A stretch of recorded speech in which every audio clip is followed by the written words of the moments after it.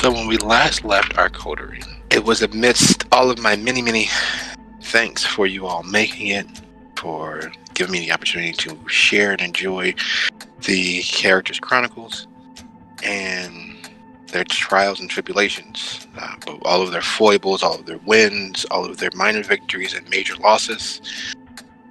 And as such, for the record, this is In the Shadow of the White City. This is episode 6. Selfish, ulterior motives. When we last left our troupe, they had pieced together what clues they'd found and realized that the violent, uncaring shooters, assassins, and murderers that had visited Dalton were in fact from the Gary area.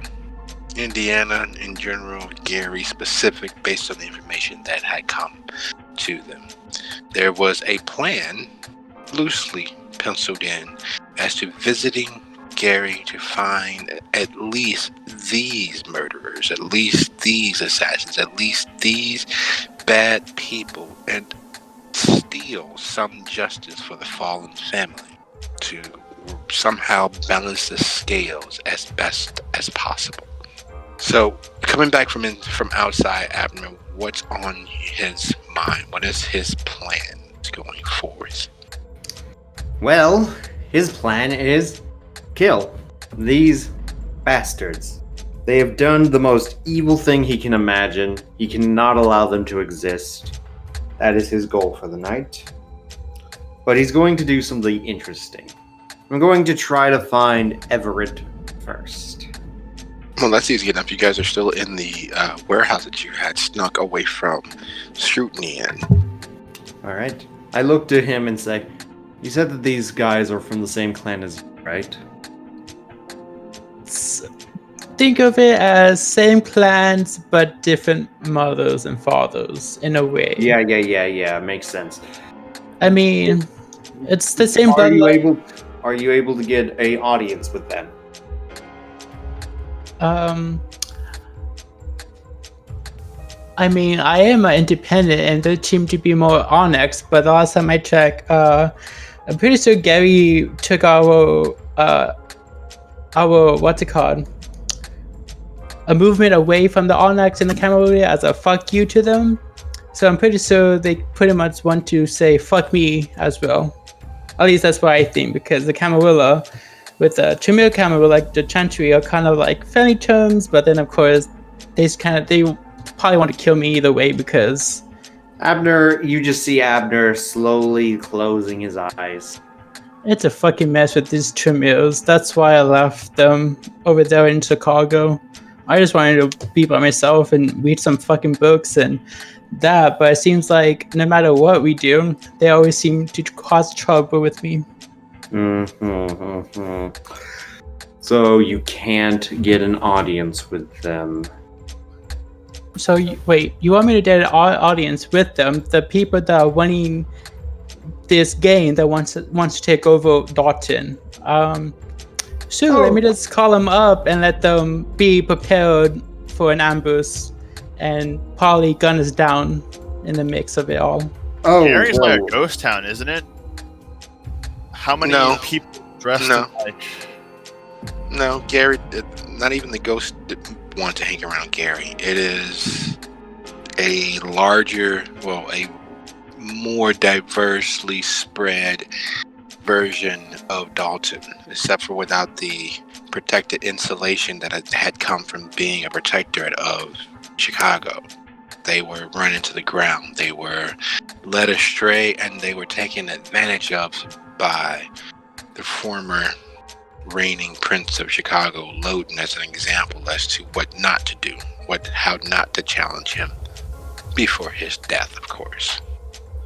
Mm-hmm. My point is that how many secure buildings that a little chantry could be in, or whatever they call their little hangouts. I think they call them dungeons? No, Chantry is fine. Oh, so they're not dungeons. I think with a little bit of reconnaissance, we can probably figure out where they're hanging out. There can't be that many buildings totally intact that they could defend from a siege. True. Abner just looks at David. I mean, I just started off the call with the Chicago Chantry, and they've been made aware of these rebels Tremere, and pretty sure they always find an excuse to kill them, because once again, if you're not a Camarilla Tremere, you're not a Tremere. We wait for the cavalry then? I know it's a good idea to We're not doing that for obvious reasons. Okay, so you want to go in though, guns blazing, almost. Guns blazing? Hell no, I'm not an idiot. I think the Tremors help, stronger, older Tremere. Could be very helpful. You want elder Tremers to dead off their asses and help? Listen, I have to agree with Everett here. You guys, the older you get, the less likely you're going to do anything yourself. The last time I was at the Chantry, an elder gave me an order to kill 2 Tremers in front of an audience. You know why? Because he sired a challenger, a thin blood at that. And it's just, you don't want to mess with an elder Tremer. You see what I've done with my blood, right? They can do it even more so. But the reason why they aren't walking around is because they're too lazy to fucking do it. I think the plan is, I've made them aware, and they know if we ever need help with them, but we could just take care of them. We need to find out where they're stationed. We need to find out where their head is and cut it off like a snake. The snake will still be a threat for a while, but once the snake's head is gone, we can take our time taking out the scales one at a time. How do we know it's gonna be just one stronger vampire that we can gain up on? Like sickness. Who says that it needs to be one? Chances are the head is multiple vampires. But I don't know. That's where the next part comes in. Research. If it's a Chantry, it should be many people. Would I happen to know where it's at, or would I happen to know who the members are? No. Unfortunately, while Gary, for the most part, is nominally a Camarilla, an embattled city, or had been, Modius has not been seen in quite some time. Neither has any of the other loyal, known Camarilla agents in Yeri. It's believed, quiet as kept, that Juggler has finally won and defeated him, meaning that Gary is more devoutly anarch than any actual semblance of Camarilla ties. Everett will start thinking, and he'll say out loud, if we go attack the Tremers in Gary, that might start a war between Gary and Dalton. And the Camarilla is up north with Chicago. And so you're saying if we attack them directly, we might inadvertently cause a bloodbath. Not just with us, but with all people, with people. But we have to know that they're coming into our city, causing disturbance, planning on taking our land. Could we target their herd, maybe? We could draw them out that way. We're not killing people. Not killing them. Alright, what do you suggest we do instead of killing the people who are obviously associated with vampires? I don't imagine they have a bunch of like free-thinking people walking around. They're probably blood bags, dominated into just servitude. Maybe kidnap them, get them maybe pissed off enough to come out and meet us. Or just lay a trap down for them. Well, since we have all of us here, there seems to be another job for us. And it might be changed to this since technically we're supposed to migrate the SI. I mean, we could always put a breadcrumb to them. Explain. Okay. So the SI is in our city, pretty much hunting us down. Burning our places. Why don't we find our location, leave a nice little breadcrumb so the SI could find. However, you want the SI to literally just... Okay. Insane as that sounds, I know. let's say we go with it, okay? Where do we put them? I mean, I don't know. That's where you come in since you work with them. A anonymous letter or email taking them off, pretending to be some cop who solved too much, maybe.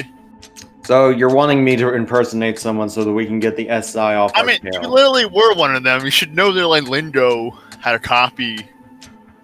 But this is an issue. I know their code words, I know everything, but that's not the point. What is the point then? What are we doing exactly? Are we putting them onto someone else's tail?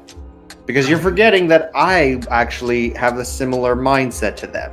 These vampires are a threat. Even you all are threats to an extent. The only reason I haven't killed you yet is because you're actually human, to an extent.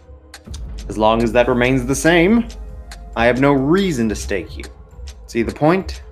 So why should I help in luring them away? Not much so as luring them away, just easing up for a little bit. Bigger problems, I would say.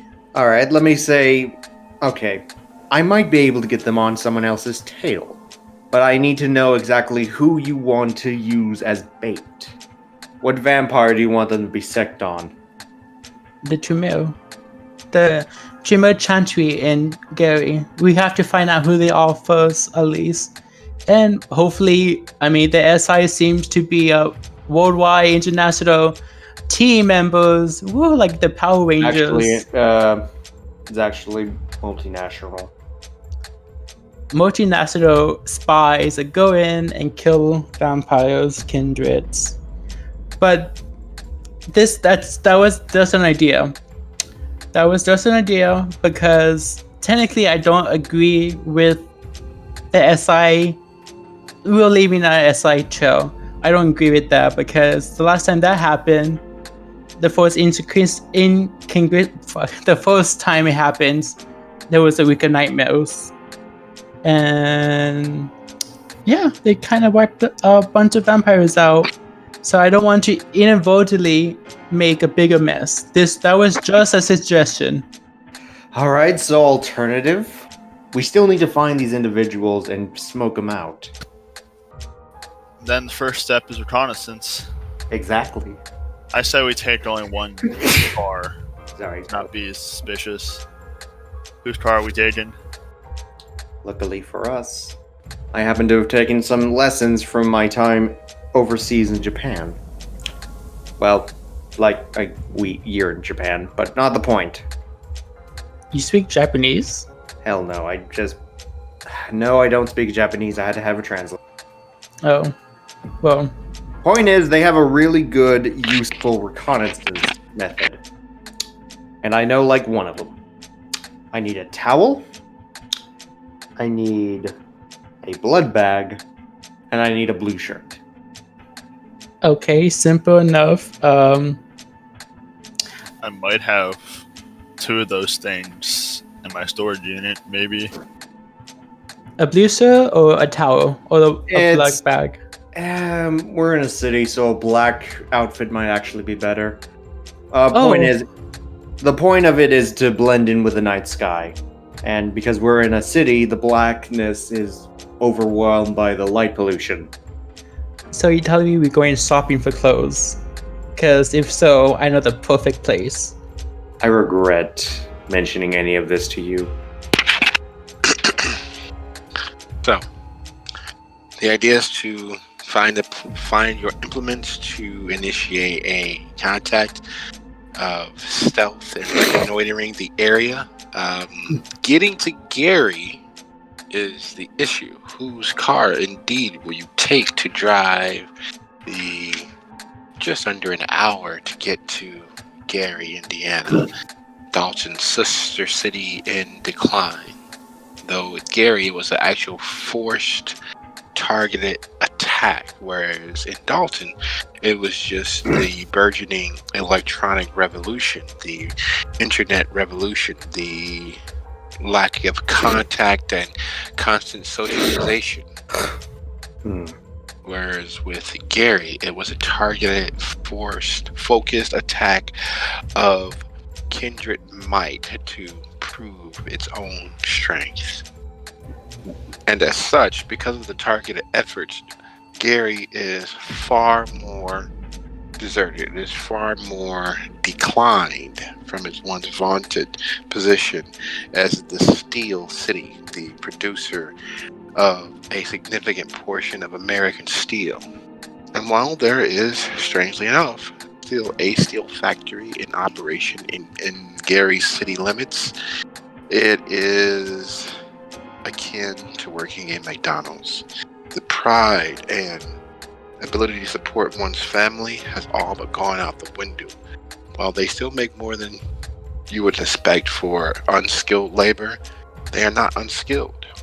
They are forgers and steel makers and fabricators, and they are living a hard scrabble life, barely hand to mouth, which gives the illusion that Gary's wealthy elite are even more so because of the poverty and abject pauperhood of the average denizen.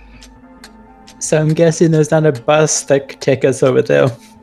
There is, if you want to head downtown and get a Greyhound ticket to arrive in Gary, yes. Otherwise, it is very much an act of driving that will be necessary.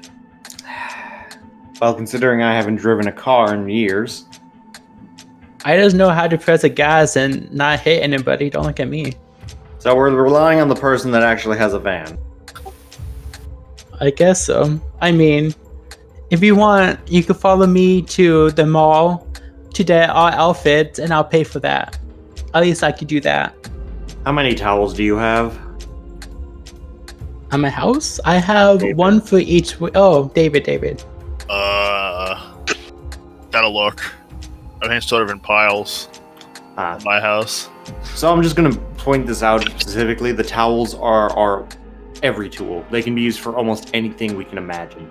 Rope, it can be used for that. Makeshift weapon. Yes, you can use a towel as a makeshift weapon. There's so many things you can use with a towel. I always try to have one on me. Well, in the form of my cloak, but you get the idea. So the plan is to get David's van, get towels, dark clothing, right? That's for visible reconnaissance. Alternatively, I could just do it. Considering I know how to keep out of sight of most of us. I'm the best one breaking into houses here. Yes, And but I'm you good might at not- keeping what's behind At you. one point, if you can call it that. You have to remember, these aren't normal kindred. These are Tremills. You might be tricked into doing something that you're not supposed to do. You know, if you allow me to join you, I could go off my list on what not to do and what to do with the Tremill in combat. Abner smiles as he says, "All right, follow me," and then I walk out the warehouse. I'll follow Abno, and I kind of turn to David and I tell him, "Man, you will look good in skinny jeans," and walk off. What are those? I immediately walk out and go to one of the nearby buildings and just stand by it until Everett gets over here. I already am skinny. I don't understand.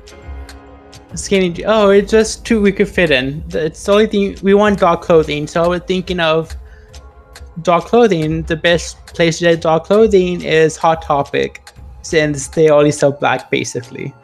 Are you serious? Are you seriously talking about this right now while we're outside of this building? Hey, I mean, I'm gonna probably look for any military surplus stores. It's probably a better idea. So anyway, I'm outside right beside this building, and I look at Everett. Without my help, get up this building. up a ladder No. with a trash can. Okay, so I'm gonna move towards a green garbage can, like the ones that the truck pulls, down on top of it and try to jump up. And that's probably gonna be a roll, isn't it? It definitely would be. It would be, if you're attempting to rappel up, it would be strength and athletics. If you're attempting to leap and acrobatically ascend, that would be dexterity and athletics. I'm gonna go with Dex, since that's higher. While he's doing that, I'm gonna go around and just go up the building while he's doing that at the same time. I crack my knuckles. Let me show you how it's done. Thirst is down right now. You're gonna have to use Malcav. Ooh, how do you use that? It's like this. /2/roll, and then however many dice you have minus your hunger, put that in. So let's say hypothetically I have 8 die. So, and I have 2 hunger. So it would be like this, okay? I would roll like this. That's hypothetically though. That makes sense? Yep, let me do it really quick. You rolled 3 die, my mistake. Yep, total of 3. That's your die pool?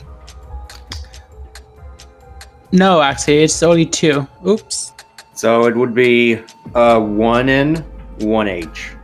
Like I said, it's added together. So your die pool minus your hunger. Okay. Yep. Everett, as you make your way up the building, you have never been more on fire than in this moment. You have managed to find your groove and ascend the building in only 6.5 minutes. Alright, now for my turn. How long would it have taken me to get up there? Considerably less, maybe 1/6, maybe 1/10 of that time. And that's the normal way. We could do it a two-meal way as well, but I don't want to be conspicuous on number eyes. I'm just sitting on a small line, like nothing's going on. Cat balance is fun. How difficulty with this bot? Out of character real quick. Space S and then the difficulty number. Let's practice that real quick so I can get it right. With 2 successes, David, you've never been more clumsy. You feel considerably more ashamed of your presentation. You know you're better than this. You have been better than this. What's off? Something's not quite right. You've got inside your head. You're worried about people catching sight of you, and you're worried about maybe not moving as quickly as you should, but then you should probably start trying to move faster, and lo and behold, there you are atop of the building, but far slower than you normally would have. Definitely not my best work. Dad sort of rubs his arm a little bit, squeezing. Congratulations, you've gotten up into the building, I say, standing on a line to another building. Follow me. And then I walk on the line over to the other building. Is there a spider anywhere that I could find? With an animal kin, or with a survivor, whichever is higher. I put S in difficulty, right? Mm-hmm. I'll give an example roll right fast for you. There you go. Well, no, you didn't. Okay, one second. 6 normal. Yeah. I will say there's a spider every 10 feet away from us.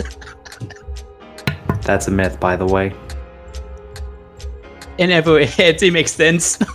You have never had this issue. There's always a spider. In fact, you know for a fact that there's usually a spider at least within the same room as anybody else has been. Outside is usually more so. There's usually dirt that they hide in, or trees, or carcasses, and you can't seem to find one to save your soul. Who's up here? Is there an exterminator that lives in this building or otherwise disposing of the spiders? It is ridiculous. And just when you're just about to give up and kick whatever's nearest at hand, you see the subtle swaying of a spider's web just inside one of the smokestacks. Abner's just watching this from the other building. Like, I'm this gonna will be a while. grab it and put it in a vial, and I'm gonna bite my finger and drop blood into the vial. And then I'm gonna shake it up real nice and drink it. TikTok, ladies. David looks in disgust. What the hell are you doing? Doing it my way. And I'll drop down and I'll climb up the building.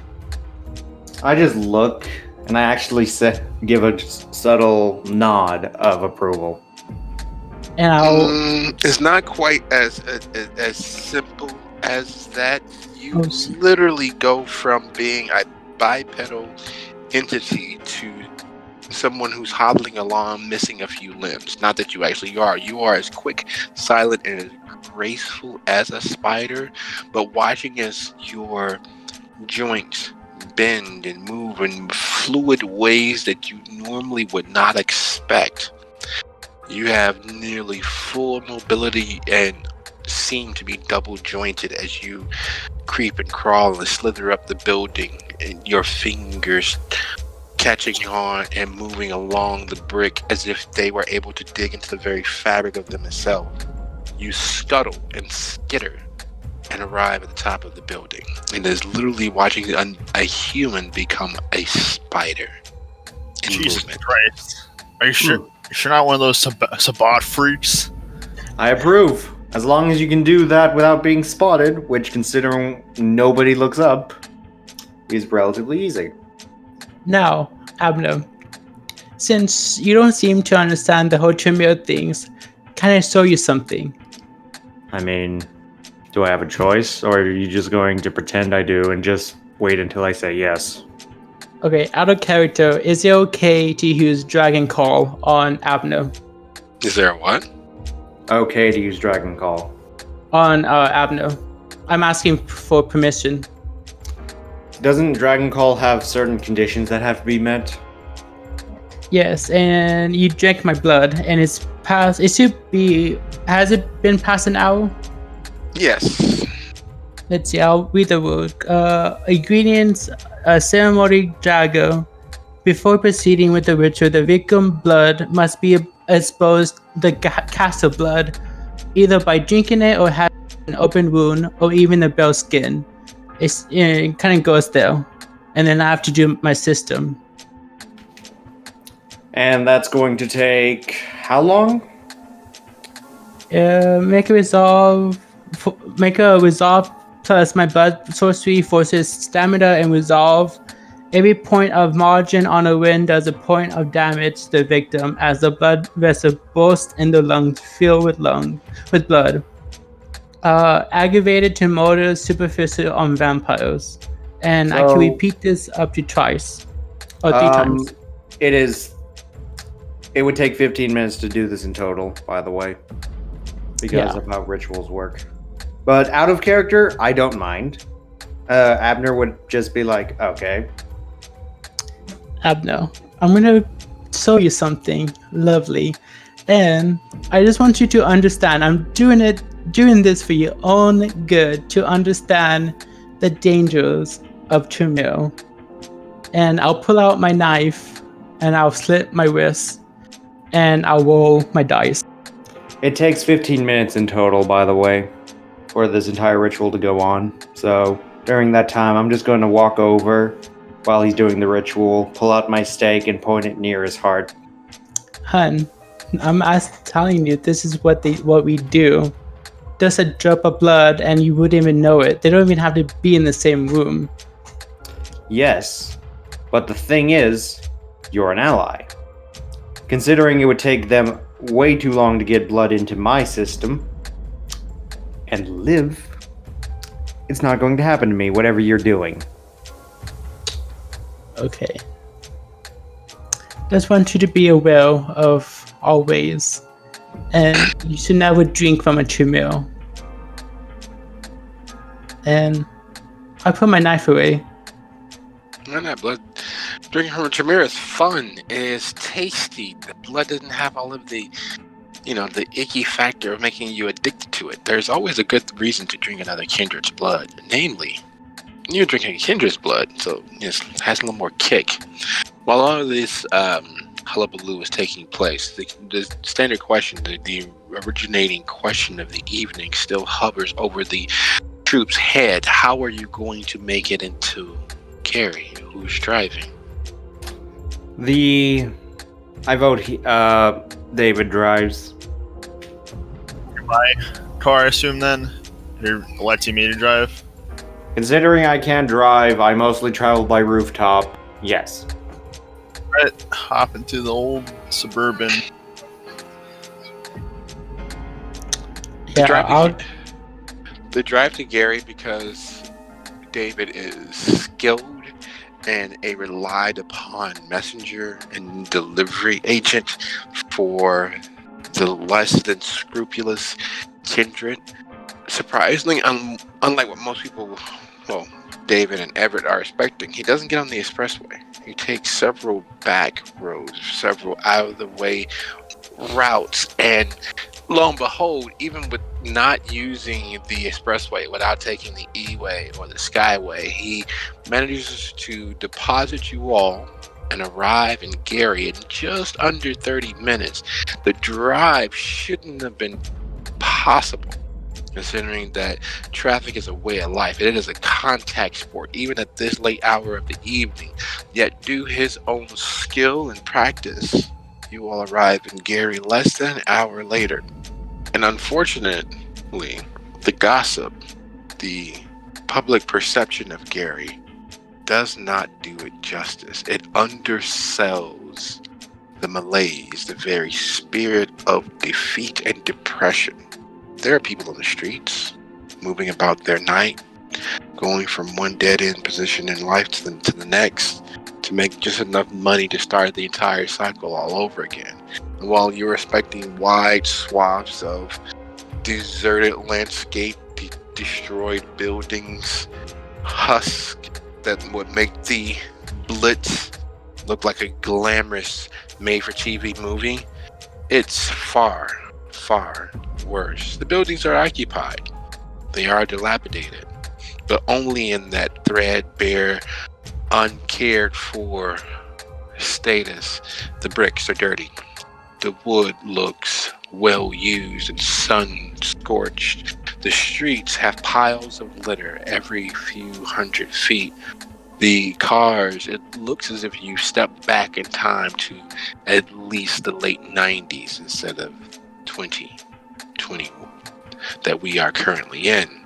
It looks as if you've fallen through a hole into the worst aspects of a depressed demon's fever dream. The people look washed out and tired. The clothes, some of them even new, look as if they came off the rack having already been worn by several hundred other people. It's not a wasteland, not in a physical sense. It's a wasteland because there's a pall of depression. There's a pall of unseemliness about the place.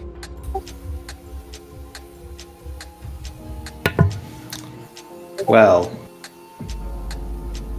wow, this place is depressing. Well, with the whole battle and war, and I guess all these rich people seem to just take and take and take from them. But a good question. Would I happen to know if though Kinja could kind those people in charge? I guess like the witch people that you've been taking from the families. No.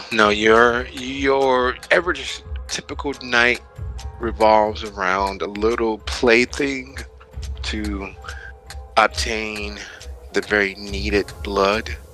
Hours of studying or otherwise being left to his own devices in the finery of his living situation. His status affords him a certain level of privacy that it requires him acting outside of to come to anyone's attention, meaning that he's a step and a half removed from the standard scuttlebutt. He doesn't rub elbows often. He keeps rarefied air. He's normally the sort to associate with either the Senate or Geneva or his sire directly. The rest of Kindred Society, those who don't have the understanding or wherewithal to take part in the petty games of status and esteem, are beneath his notice, because after all, there's nothing they can do for him. They can't improve his status. In fact, if anyone found him associating with the lesser members of society, it would ruin his status. So Where we started, I would like to get out of here as soon as possible. I do not have a good feeling about this place. I mean, this place is definitively a place where monsters hang out, so... This is different, though. Dolan has his fair share of monsters. This place is... makes my skin crawl. And how we all feel whenever we have to deal with you. Last episode, did you say that they were at a bar? Or they hang out at a local bar? Yeah, there are several bars that are easy to be made aware of in Gary. The nightlife, while not as glitz and glamorous as Chicago or Dalton, it is still very important to the people. It gives them an opportunity to escape their lives, even just for a few pints or drafts or a few shots. It gives them an opportunity to escape what you all are witnessing. As you are easing along the streets, while Everett tries to remember where the bars that he's heard of, Gary's Rack is located. I need David, would you be so kind as to roll your wits and drive, and Everett roll your intelligence and occult, and Abner, would you be so kind? Give me one quick second here. Roll your wits and investigation. I don't think I have a very good investigation. Let's find out. Hey, it's decent. How do you roll difficulty again? I messed it up last time. So it's... Everett rolled. Pretty much just copy Everett's roll and change those numbers to match your own. You saw I rolled difficulty 1. Yeah, that's fine. If you want to add the difficulty, that's something we can do for finite rolls, but right now just it's about let me successes. I'll show you right fast. Ignore the 2. I'm just using this as an example. Oh, I forgot something. Oh, is that a little less than a big S? A little less, yes. Oh, that's how I messed up. Okay. Like that, Right. see? I'm gonna blood boost just here, just because my drive's so low. But yeah, that's just to show him as an example. I only got 1 success, so that's sad. Yeah, I got 2, and this is like what I made for. Well. Okay, I'm hungrier now. Hungry is a good thing. You should always be hungry. Being hungry gets you things, gets things done, gets shit accomplished. It's not quite as good as anger, but it's close. Wait, Dami. David, keep in mind the difficulty Hey, is how's it going? Hello. David, keep in mind that difficulty is referring to how many successes you need to get the roll done correctly. Oh, not dice? Oh, it's already... Yeah. It's already... Oh, okay. You're thinking older edition, mate. This edition, the difficulty that you're thinking of is always 6. Alright, so, Everett, The bar is on the northeastern portion of the city. You forget what the neighborhood's called, but you're sure that if you get northeast of center, you'll be able to find it. It's a brewery or a lock-in or a height. You forget the name, but you know that it's on the northeastern portion of the city, so city center, and to the east and north of there, closer to the lake, and you're sure you will find it. It's a brewery as far as you are aware. The hard bottom, the rock bottom, it's a brewery. You'll know it when you see it. And while you're contemplating on that and pretty much voicing as much to Abner and David, David, you lived your life paranoid. You live your life moving, escaping this supernatural just desserts that are always hanging over your head. It's always crawling through your blood. It's always just in the shadow of your thoughts and at the corner of your eyes. You can feel it every night you end and lay your head down. You feel it bubbling from within, and you know that eventually those just desserts, those people who are out there who don't care what your life is, was, or might ever become, could find you. That paranoia normally causes you to move a little slower, causes you to be a little more circumspect, causes you to be a little more wary.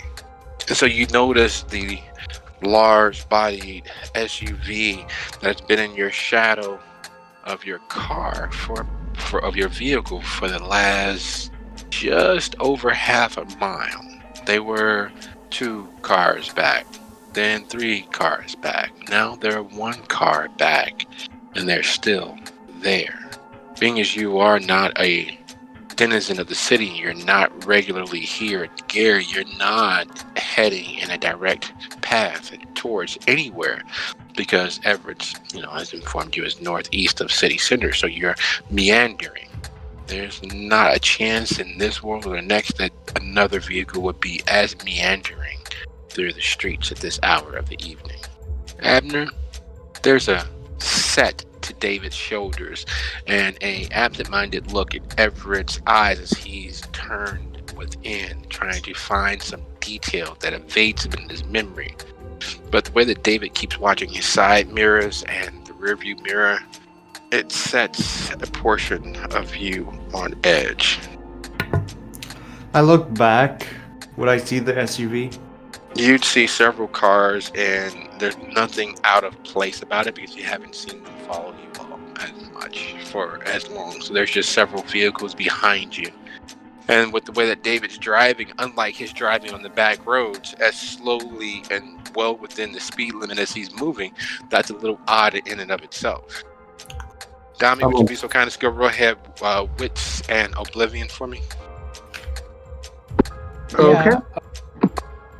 And as we're driving, we were thinking, or just saying out loud, okay, so it's a brewery. I don't know what the name is, but if they're smart, they will have protection around it. Wounds, wording words, I don't know what they could have. So we have to be careful of that.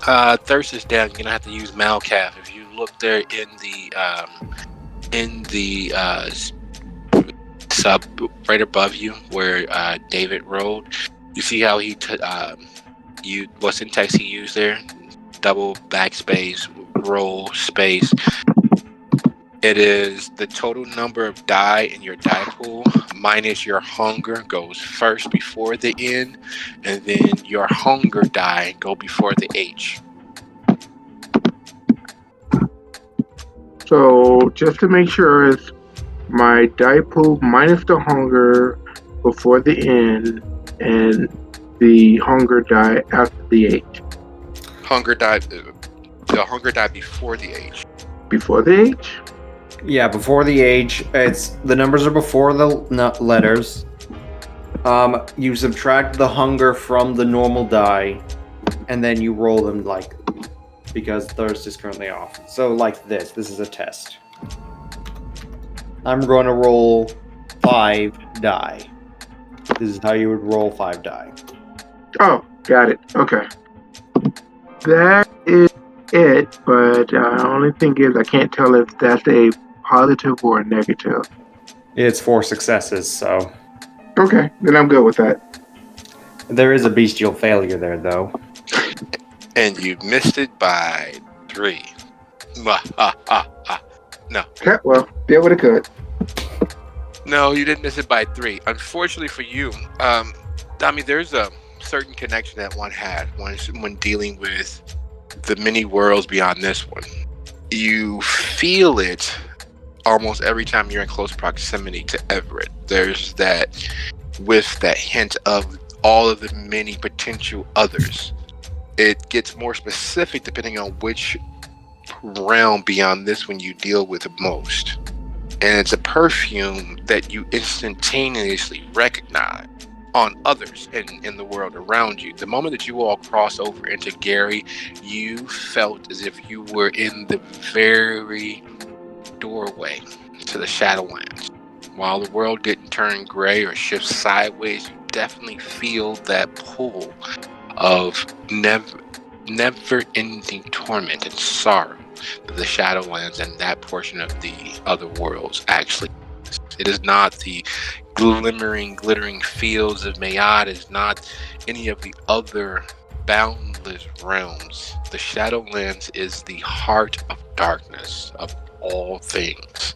It is a heavy weight, and it immediately hits your nose, even with the windows up as David makes his way through the city, while contemplating and concentrating to ignore that weight, that depressive anchor around your neck, pulling you further down, pulling you further into your own sorrows that you've yet to address with Olamede's passing.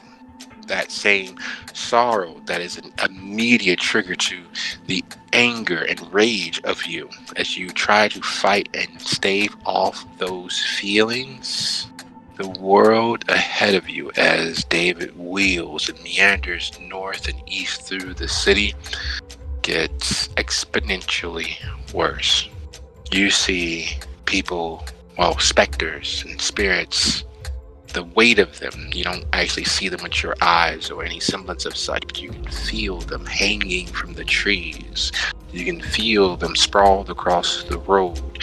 You can feel them reliving those last moments of their life as they were trampled or run over or shot or stabbed or leaping from their homes to end their lives. And they replay those graphic, tragic tableaus over and over each night ad nauseum, because the balance between this world and the next is so thin. You know what the weather's like in Hades. Hey, Everett, do you think this town needs an exorcism? Oh, I haven't looked at it through the other veil. I haven't paid attention to it. I just noticed as this, and I kind of look at the window at like a family. Seem very depressive. Yeah, this place has a very thin veneer of the veil between this world and the next, and it's crumbling. It's not good. You'll probably be more suited at dealing with that than I am. I don't really know a whole lot about the dead and like that stuff, but like if you want a book, maybe I could give you a book. But if you want me to exercise the place, I'm not sure I can do that. Yeah, no, I mean, all of Gary needs to be exercised. This place is bad. Without thinking about it, my hand just sort of slides down to where my K bar is. This place is bad, even for me. This place is just not, doesn't make me feel good. Let's get out of here. Let's do this quickly and get out of here. So, my plan might not work because of that. Because, I mean, it's up north somewhere with the brewery. I was gonna, look past the veil and look for words or wounds or wordings. But if it's that bad, do I even want to look past? Good question. How brave are you? Is it worth it to find out? What are you willing to gamble at this particular portion of the evening, because that's what it is. Every time you stare into the void, it definitely stares back through you. Sometimes it takes pictures and posts them on illicit websites, but right now, what are you willing to wager? What are you willing to risk? How much of your in the moment sanity and conscience are you willing to hazard? Listen, I might be able to look past a veil and hopefully spot something of my kind. A wound or a word. The thing is, if I do this, I might be out of it for a little while. And I will ask kindly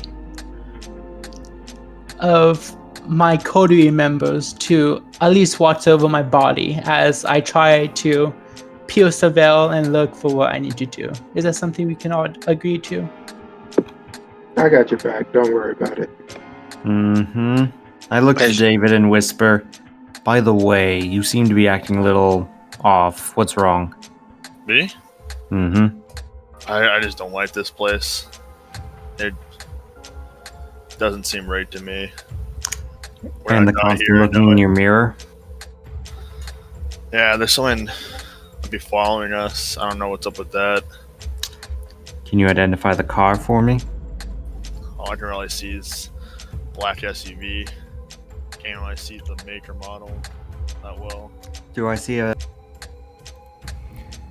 Thank you all for tuning in and listening to In the Shadow of the White City. Unfortunately, at this point, we experienced a significant amount of technical difficulties and were unable to continue recording the episode. As such, I'll relate and relay the happenings that took us to the close of the episode. Upon pulling over at the behest of the drivers in the dark SUV, the troupe successfully managed to bluff the two scouts, the two forward agents of the Vanguard who were patrolling the city of Gary. In doing so, Everett, believing that they were up to no good and perhaps had been duped themselves, decided to take a picture once the troop re-embarked their traipsing across the city. They got back into David's Suburban and were heading away. Everett snapped a quick picture to potentially use and to relay the information to someone he could verify who those gentlemen were. In doing so, the flash of his camera set them on a chase. David taking evasive maneuvers and driving as if he was the living embodiment of Evel Knievel and Johnny Blaze all in one, successfully eluded the members of the Vanguard who were pursuing our troop. Unfortunately, in doing so, he crashed a Suburban. He rolled it, and they managed to escape a little worse for wear. Luckily for them, they did arrive closer to their destination. 30-minute walk later, and they were in the Anarch's location, the abandoned King Brewery and Distillery. Unbeknownst to the other members of the coterie, while they alighted on their way there, Abner called in his resources and utilized his association with vampire hunters to close the net. While that was taking place over their 30-minute walk, they managed to arrive and made themselves at home inside the abandoned King Distillery and Brewery. After some near outright physical interactions with the doorman, they decided to play along and divest themselves of weaponry. The moment they managed to get inside and settle in, the place was besieged by a SWAT team from the vampire hunters. And as the episode drew to a close, Abner attempted to abscond with another vampire toward the restroom. David sought exit through a rear door into the distillery and brewery itself instead of the bar atmosphere of the place.